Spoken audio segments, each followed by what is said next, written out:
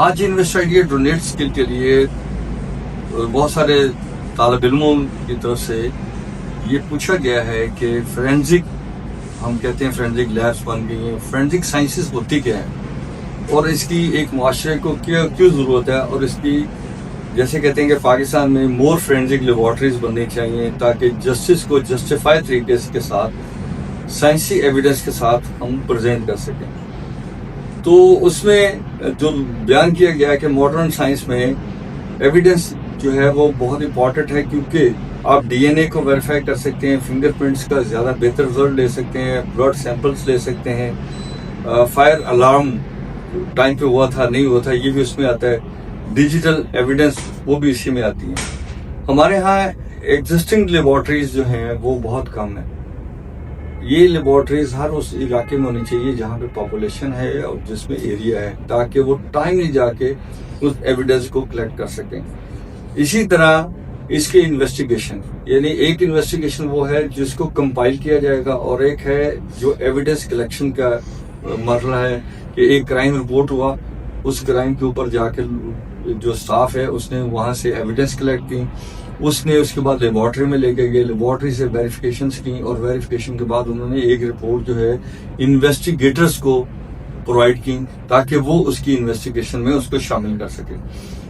और फिर इसी तरह कहते हैं कि equal access of forensic services across Pakistan, यानी पाकिस्तान में तमाम लोगों को फोरेंसिक जो है साइंसेस के साथ उसकी एक्सेस मिलनी चाहिए ताकि वो अपने टाइमली जस्टिस की तरफ जा सके।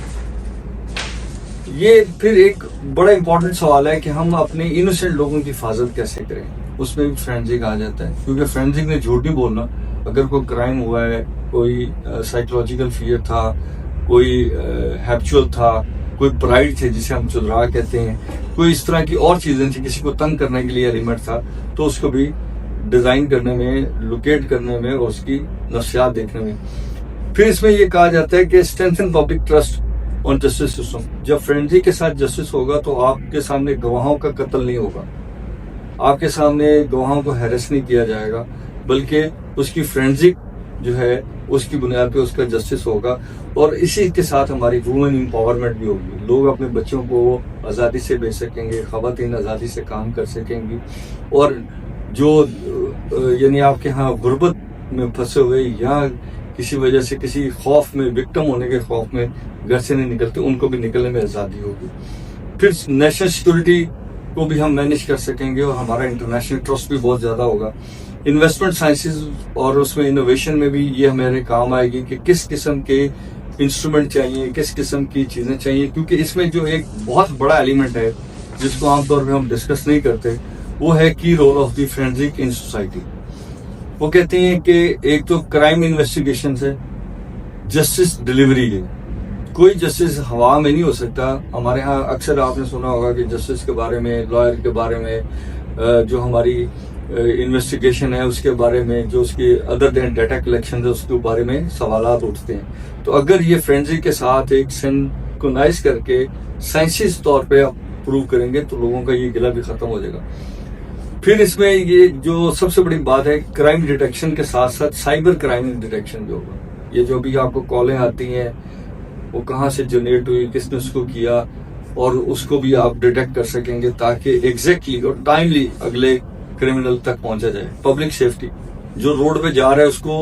हो सकता है कि ज़हन भी ना हो कि मेरे साथ कोई वारदात हो सकती है, बट उसके साथ अगर कोई वारदात होती है तो क्रिमिनल हमेशा वारदात के निशान छोड़ के जाता है। अगर हम किसी क्राइम को डिटेक्ट नहीं कर पाते तो ये आप समझ लेंगे कहीं ना कहीं हमारी अपनी नेग्लिजेंसी होती है, वरना हो नहीं सकता। विक्टिम की आइडेंटिफिकेशन, क्या मैं ही विक्टिम था या मैंने अग्रेसिव किया और अगले ने रिएक्ट किया, ये भी एक है कि दो आदमी अगर फर्ज करके लड़े हैं तो how you can define it कि किसने पहले ऐसी हरकत की है जिसकी वजह से वो इस हद तक पहुंचा कि उनकी लड़ाई हुई, झगड़ा हुआ और उन्होंने जो है वो उसको ओवरटेक किया। क्योंकि ट्रस्ट पासिंग जो है वो एक बैलेंस क्रिएट करती है सोसाइटी में कि ट्रस्ट पासिंग नहीं होनी चाहिए। हर आदमी की एक लिमिट है, उसके अंदर रहे, और दूसरा भी अपनी लिमिट के अंदर रहे, तो फिर उसके ऊपर कर सकते हैं। फिर इसके बाद जो सबसे बड़ा मसला आता है वो है कि रीजन ऑफ क्राइम जो है उसमें ऑनरशिप किसकी थी, फिलोसफी क्या थी, और इसमें एग्रेशन था या जेलसी थी या फिर वो किसी ने मोटिवेट किया था क्राइम के लिए। तो ये सारी चीजें फोरेंसिक